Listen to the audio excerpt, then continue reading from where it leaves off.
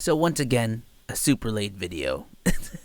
So what that means today, guys, is that you're gonna get 2 videos. Now, even though I did miss yesterday technically, that doesn't mean that I will skip. That means that there'll just be another double upload. For me personally, I still feel like that's a fucking fail on my part. But at the end of it all, I want to have 365 of these little talkie vlogs or vlog whenever I go outside. Now, I know the past couple of days have been super negs, and I'm sorry, guys. I'm sorry for the negative energy. That's just what I've been feeling lately. But obviously, I've been feeling a lot better now since I've been able to vent, and to that I wanted to thank you guys so much. We're closing in on the finally monetized moments of here on the second channel. Now, I thought this would be a great opportunity to kind of like give the gist of like my experience with screenwave media, because obviously there was a rollout of, you know, not being removed from the network because we don't reach their criteria of certain things. The only negative thing that I have about being in a multi-channel network, an MCN, so first let's lay it out this way. For a lot of people who are getting into YouTube, you're probably going to get asked by multiple people to join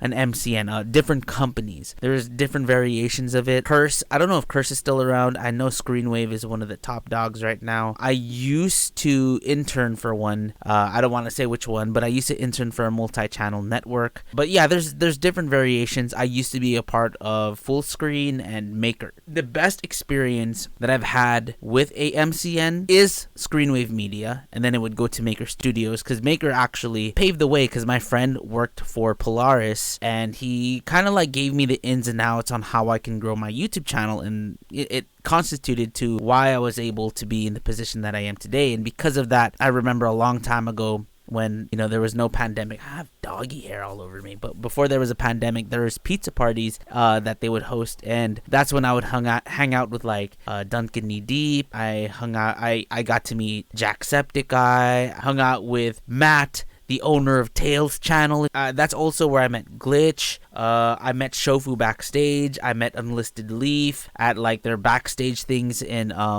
PAX. It was a lot of good memories with PAX. Now, obviously, after that, I went to Screenwave Media because at the time during the adpocalypse, I wasn't making the threshold for YouTube to pay us out. Because if you guys don't know, the YouTube payout is 65-35, I believe. So 35% goes to YouTube and 65% goes to us. You don't get paid out unless we make $50 worth of ad revenue / super chat and memberships, if we have that available. I wasn't at that point yet because I don't think members and super chats were a thing yet. At the same time, adpocalypse was a thing. Still needed that $20. I still felt the need to get that $5 to $20 that I was earning through ad revenue at the time because of adpocalypse, and that gave me an opportunity to sign with Screenwave, and Screenwave pays you out no matter how much you make. The only issue was that Screenwave took out 20% for themselves out of the 65% that you got from YouTube, I believe. 80% of the 65% went to me, but it comes with a lot of tools and perks. So I got Epidemic Sounds, which is like music that you can use for your videos, copyright free, and then we got access to some free games to review and stuff. Obviously, that's how I got One Piece World Seeker. That's how I got Sekiro. I think those are the only 2 games that I got. I don't remember. No, I got a few other games from them, but the majority of the larger anime games, besides One Piece World Seeker and Sekiro, I got that all by myself. It was cool because I think what made the Screenwave experience so good was Tim, aka PK Sparks. He was my channel manager, and he definitely helped me out with a lot of the things that I needed help with, especially when I was going through the copyright strike issues. When I had 2 copyright strikes, he was there to help me out. When I was getting claim after claim from like randoms, he would help me out. When my thumbnails would get taken down, he would help me out. When I wanted to get PAX tickets but I was never able to go, he was always there to help me get the things that I needed. He was there to help me obtain badges for conventions that needed backing and proof that I was a legitimate source of media. So like PK has helped me so much, and I think he's what made me enjoy my experience with Screenwave Media. Though I will say now, I'm at a point in my main channel on HERM. I'm at a point where I don't need an MCN anymore. I'm way beyond threshold right now. I can earn through YouTube earnings like epidemic sounds if I need to and still earn the same amount and more. My experience with an MCN, at least for me, because I know MCNs get a lot of shit and I completely understand why. My experience with full screen media was not that great. I think my experience with an MCN has been pretty decent. Do I think YouTubers need them? No, I don't think YouTubers need them unless they lay out a good contract for you, unless they give you certain perks without taking too much from you. Then I think it's fine. I think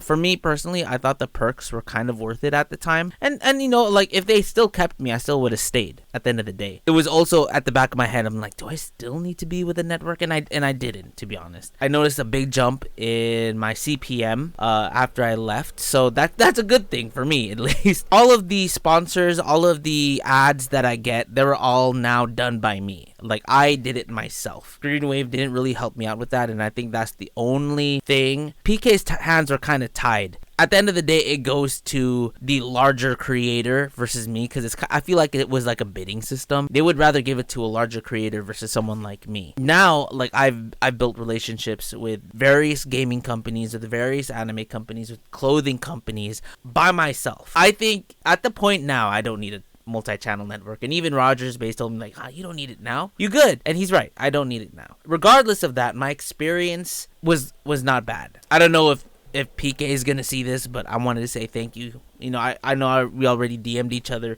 and we talked, and to that I wanted to say thank you. And you're a great channel manager, and you definitely helped me out a lot with a lot of things that I needed help with, and he's still willing to help me out if anything. The only thing is I feel like I will be able to strive and push forward alone now. Obviously, there'll be times when I'll need help from my other larger creator friends, because there's only so much a creator of my size can do. Anyways, that is my experience at Screenwave and with multi-channel networks. It's different for everybody, but I know a lot of the time it's a very negative reception. I think for people who are starting out and doing YouTube, I think my thing is, if you can do it without one, do it without one, because you really don't need one. Unless, like I said, the perks are there, and then you see that it will benefit you. Because at the time, like I said, it benefited me. I go to a lot more conventions than a lot of people, and PK at least gave me his contact to be able to prove that I'm a legitimate source of media. So yeah, just see if it's worth it for you. That's all I can say. It was, now, back then it was for me. Now, not so much. I can stand on my own 2 feet. And it's really nice to say that, because we've definitely come a long way. Anyways, guys, that is my video for today. You guys will get a video later this afternoon. All right. My lips be dry as a motherfucker. Holy shit.